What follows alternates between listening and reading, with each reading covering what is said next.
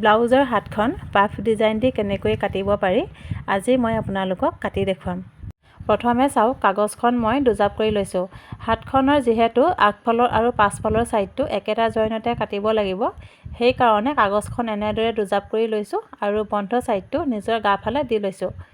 প্ৰথমে সদায় হাতখনৰ দিশটো লৈ ল'ব আৰু হাতখন যিমানটো জোখত দীঘল কৰিব বিচাৰে তাতকৈ সদায় 1 ইঞ্চি বঢ়াই ৰাখিব।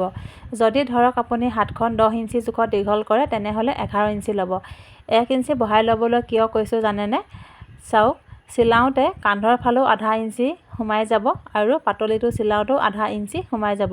সেইকাৰণে সদায় 1 ইঞ্চি বঢ়াই ৰাখিব লাগে। হাতখনৰ দিশটো ৰাখিব লাগিব মই 9 ইঞ্চি, কিন্তু চিলাওঁতে কাপোৰটো সোমাই যাবৰ কাৰণে ইয়াতে মই 1 ইঞ্চি বঢ়াই লৈছোঁ।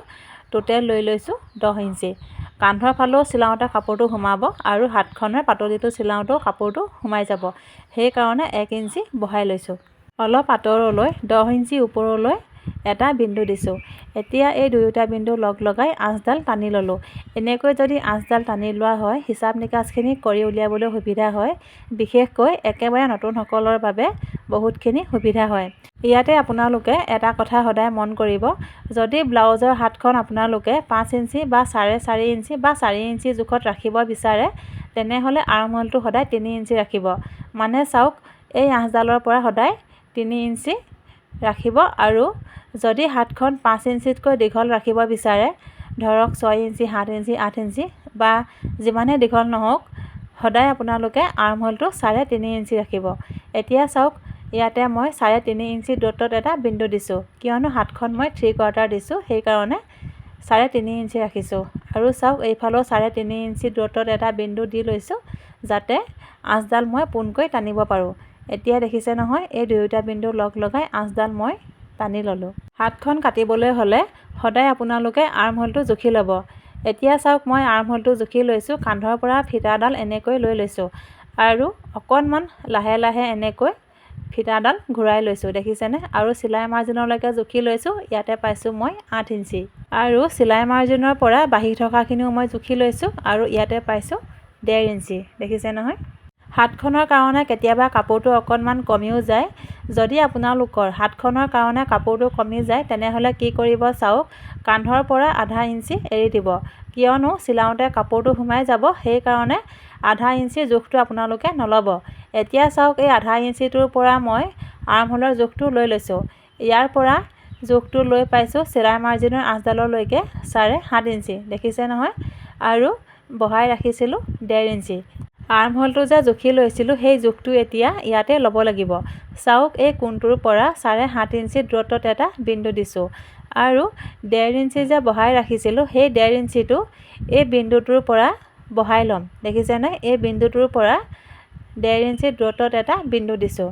অকণমান তললৈ ডাউন কৰি দিব, দেখিছেনে? বিন্দুটো দি মই এনেদৰে মিলাই ল'লোঁ।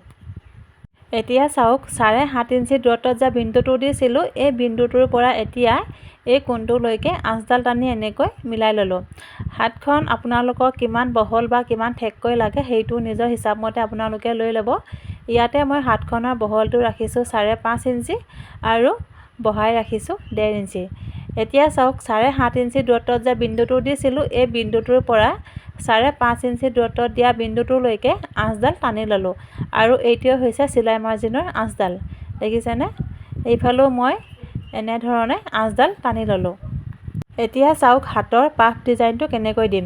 একেবাৰে সহজ পদ্ধতিৰে আপোনালোকে বুজি পোৱাকৈ দেখুৱাবলৈ মই চেষ্টা কৰিম। যদি আপোনালোকে হাতখন অলপ বেছিকৈ ফুলি থকা বিচাৰে তেনেহ'লে আপোনালোকে ইয়াৰ পৰা 5 ইঞ্চিও ল'ব পাৰে আৰু যদি কমকৈ ফুলি থকা বিচাৰে তেনেহ'লে 3 ইঞ্চি বা 3.5 ইঞ্চি ল'ব পাৰে। ইয়াতে চাওক, মই বেছি ফুলি থকা বিচৰা নাই, সেইকাৰণে মই 3 ইঞ্চি লৈছোঁ, দেখিছে নহয়? অলপ আঁতৰে আঁতৰে 3 ইঞ্চি ওপৰলৈ এটা এটা বিন্দু দিছোঁ আৰু এই দুয়োটা বিন্দু লগ লগাই আঁচডাল এতিয়া টানি লৈছোঁ। এতিয়া চাওক, চিলাই মাৰ্জিনৰ এই আঁচডালৰ পৰা 2 ইঞ্চি দূৰত্বত এটা বিন্দু দিছোঁ আৰু কাগজখনৰ বন্ধ ছাইডটোৰ পৰা, মানে চাওক, এই কোণটোৰ পৰা 3.5 ইঞ্চি দূৰত্বত এটা বিন্দু দিছোঁ আৰু ওপৰৰ ফাললৈ চাওক, এই কোণটোৰ পৰা 1.5 ইঞ্চি দূৰত্বত এটা বিন্দু দিছোঁ। এতিয়া এই আটাইকেইটা বিন্দু লগ লগাই হাতখনৰ শ্বেপটো দিব লাগিব। এতিয়া চাওক 1.5 ইঞ্চি দূৰত্বত যে বিন্দুটো দিছিলোঁ এই বিন্দুটোৰ পৰা দেখিছেনে হাতখনৰ শ্বেপটো মই দি লৈছোঁ। প্ৰথমে এনেকৈ ফুট কৰি শ্বেপটো দি ল'ব। এতিয়া চাওক শ্বেপটো মই ধুনীয়াকৈ মিলাই লৈছোঁ।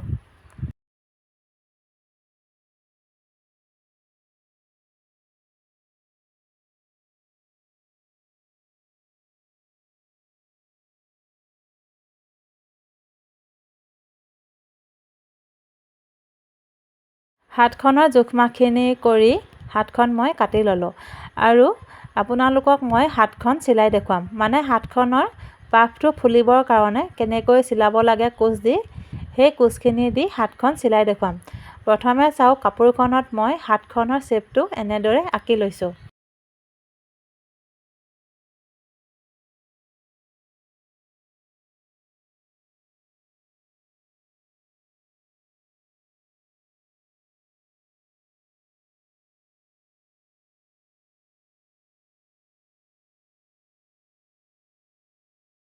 হাতখন কাটি ল'লোঁ। এতিয়া হাতখনত পাফ ডিজাইনটো দিব লাগিব আৰু ডিজাইনটো দিবৰ কাৰণে চাওক কান্ধৰ পৰা 4.5 ইঞ্চি দূৰত্বত এটা বিন্দু দিছোঁ আৰু এই যে 4.5 ইঞ্চি দূৰত্বত বিন্দুটো দিছোঁ এই বিন্দুটোৰ পোনতে কাপোৰখন এনেদৰে ভাঁজ কৰি লৈ দেখিছেনে এনেদৰে ভাঁজ কৰি ল'লোঁ আৰু ইয়াতে অকণমান কাটি চিন এটা দি ল'লোঁ। আকৌ এতিয়া চাওক হাতখনৰ কান্ধৰ ফাললৈ চাওক একেবাৰে সোঁ মাজত অকণমান কাটি চিন এটা দি লৈছোঁ। এতিয়া চাওক এই কটা চিনটোৰ পৰা কাপোৰখন নিজৰ গাৰ ফাললৈ এনেদৰে মুটুকাই ল'ব। দেখিছেনে মানে সৰুকৈ কোচ দি চিলাব লাগিব। দেখিছেনে এটা কোচ মই দি ল'লোঁ, আকৌ এটা কোচ এনেদৰে দিব লাগিব। হাতখনৰ মাজভাগৰ এই কটা চিনটোলৈকে এনেদৰে কোচ দি চিলাব লাগিব।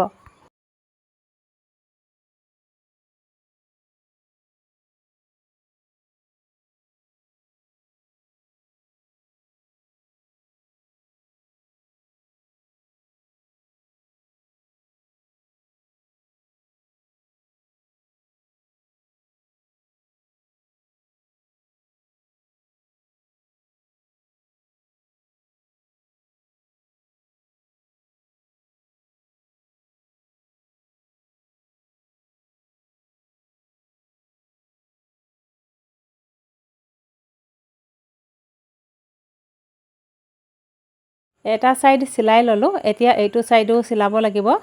এই ছাইডটো চিলাওঁতে কিন্তু এই যে সৰুকৈ কোচকেইটা দিছোঁ কোচকেইটা নিজৰ গা ফালে দি নিচিলাব। দেখিছেনে মুখামুখিকৈ মই কোচকেইটা দি চিলাই লৈছোঁ। কেনেদৰে চিলাইছোঁ ভালদৰে আপোনালোকে মন কৰিব। আকৌ এবাৰ বুজাই দিছোঁ। এনেকুৱা ডিজাইনৰ যদি হাতখন আপোনালোকে চিলাই আৰু যেতিয়া কোচবিলাক দিব কোচবিলাক সদায় মুখামুখিকৈ দিব। একেটা ছাইডৰ ফালে কোচখিনি দি নিদিব। তেনেকৈ দিলে হাতখন ভালদৰে নুফুলিব। সেইকাৰণে সদায় মুখামুখিকৈ কোচখিনি দি ল'ব।